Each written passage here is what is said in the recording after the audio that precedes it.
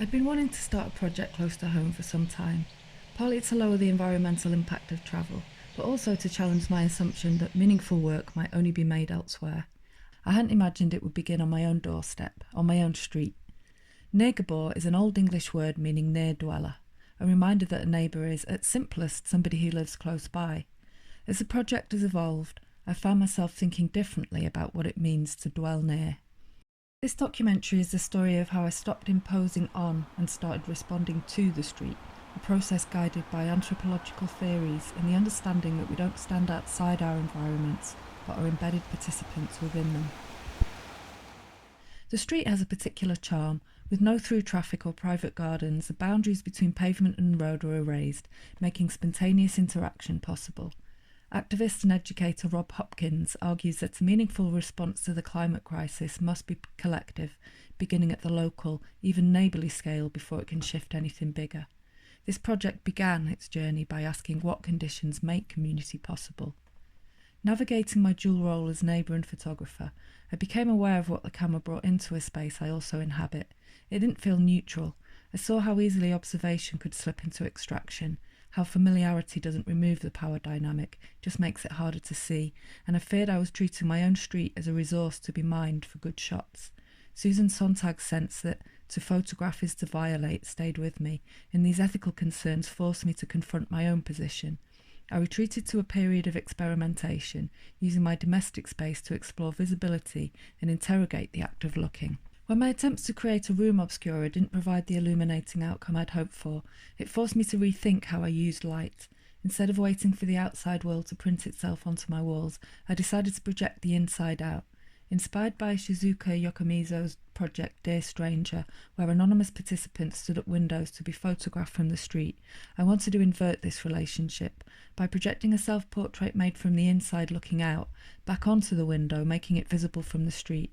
I attempted to upend the traditional boundary between private and public space.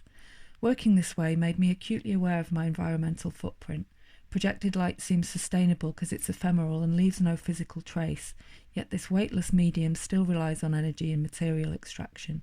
Recognising this trade-off prompted me to consider sustainability not as a straightforward solution, but as an ongoing negotiation. My attention soon shifted from position toward participation. Working with an archival photograph of the street, I became interested in what it might reveal about the continuity of community across time, and whether the archive could be something more than a historical record. This felt like a meaningful response to the extractive tendencies I'd been wary of. I printed the archival image onto recycled fabric and hung it across the street, echoing the washing line visible within the photograph and physically returning the image to the place where it was made. Children on the street became fascinated and agreed to help restage it. Displaying their photograph alongside the archive photo created a dialogue between the two images, introducing a sense of circularity. The archive photograph became a catalyst for interaction in the present, actively generating new memories. Doreen Massey's sense of place is never finished, always being made and remade through relations and encounters, was present in my mind as I stood back and looked at what we'd made. The street was not fixed backdrop, but something continually making and remaking itself. This helped shift my understanding of photography from product to process, leading to a pivotal insight. I wasn't simply documenting the street, I was entering into conversation with it. In practice, my methodology has moved through overlapping stages, beginning as an awkward observer, situating my own position, shifting into participation, and eventually arriving at anthropologist Tim Ingold's theory of correspondence. For Ingold, correspondence rests partly on what he calls doing undergoing, the idea that acting and being acted upon are not opposites, but happen as one and the same movement. As he puts it, to enact experience is to do undergoing. I stopped taking photographs and started feeling them, each frame less an imposition and more a response, entering into a two-way dialogue with the street and developing a responsive relationship with its rhythms rather than doing a project to it. Stage portraiture felt increasingly at odds with this emerging methodology. I resisted, but persisted. It seemed to disrupt the rhythm and aesthetic of the narrative presenting itself, and I wondered if I was becoming more interested in the street's collective experience than in individual stories. The street itself was becoming the central character. This shift resonates with Donna Haraway's concept of sympoiesis, making with. which rejects autonomous creation in favour of worlds that emerge through ongoing processes of co-production. Rather than treating the street and its residents as objects to be documented, the project became a process of making with. Accepting that I did not need to make every photograph felt liberating, allowing moments to pass undocumented evolved into a significant act of field research. By dedicating time to deep presence, acute listening, and reflexive journaling, I became attuned to the wider ecological rhythms of the street. Small interventions reflected this slower methodology. I wrote prompts and messages in chalk on the stone flag just beyond my front door, rejecting digital screens to invite participation at the street's own pace.